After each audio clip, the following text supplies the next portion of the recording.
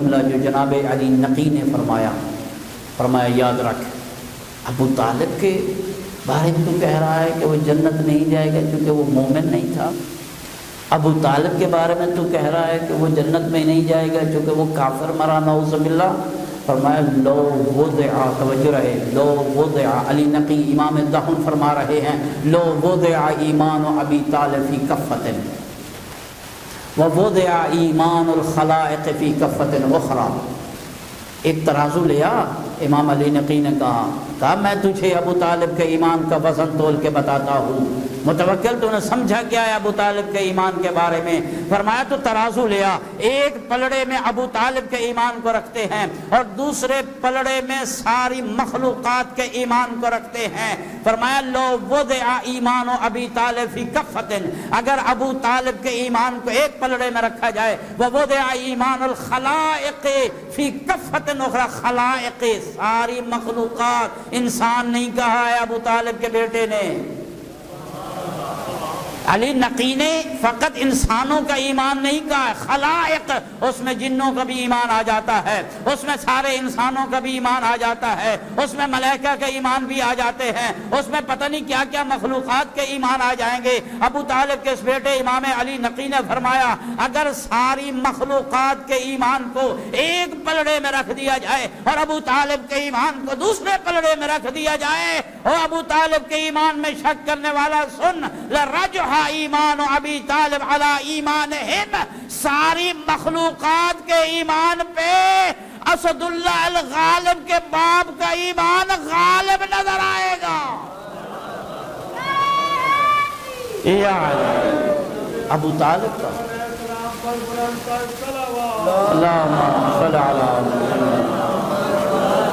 ابو طالب کا ایمان مخلوقات کے ایمان پہ غالب نظر آئے گا۔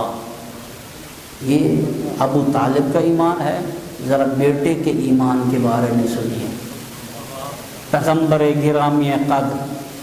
آقا دو جہاں محمد مصطفیٰ صلی اللہ علیہ وآلہ وسلم نے صحابہ کے مجمع میں ارشاد فرمایا، یاد رکھو لو ان السماوات والارض وضعت فی کفۃ، اگر یہ آسمان و زمین، ساتوں آسمان اور ساتوں زمینیں ایک ترازو کے پلڑے میں رکھ دی جائیں، ووضع ایمان علی ابن ابی طالب فی کفۃ اخری لرجح ایمان علی علی الکون کلہ، اور ایمان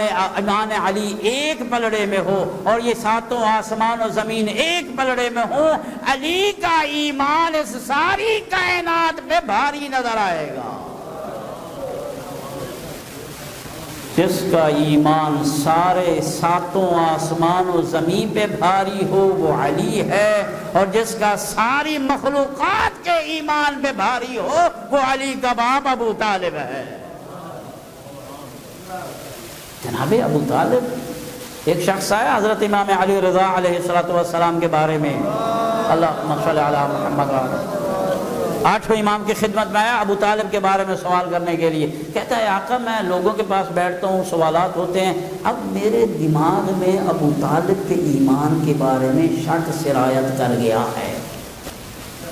مجھے ان کے ایمان کے بارے میں شک ہونے لگ گیا ہے، شک سرایت کر گیا ہے۔ امام علی رضا نے اور کوئی جملہ نہیں کہا، بس اتنا جملہ کہا، فرمایا اگر تو نے ابو طالب کے ایمان پہ شک کیا، یاد رکھ تو بے ایمان ہو کر مرے گا۔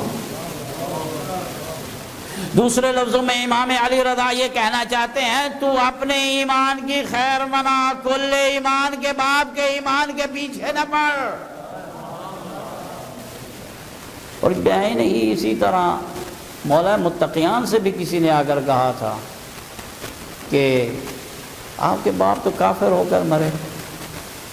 تو آقا نے فرمایا نہیں وہ کافر نہیں، وہ مسلمان تھے، ایمان لے کر مرے۔ اس نے جب اصرار کیا نہیں وہ جنتی نہیں ہیں جہنمی ہیں، پھر مولا متقیان کے چہرے پہ جلال آیا، ارشاد فرمانے لگے انا قسیم النار والجنہ، خبردار میں جنت اور جہنم کا تقسیم کرنے والا ہوں۔ عجب نہیں علی یہ کہنا چاہتے ہوں تو اپنے باپ داداؤں کی جنت اور جہنم کی خیر منا، جنت میرے ہاتھ میں ہے، جسے بھیجوں میں بھیجوں۔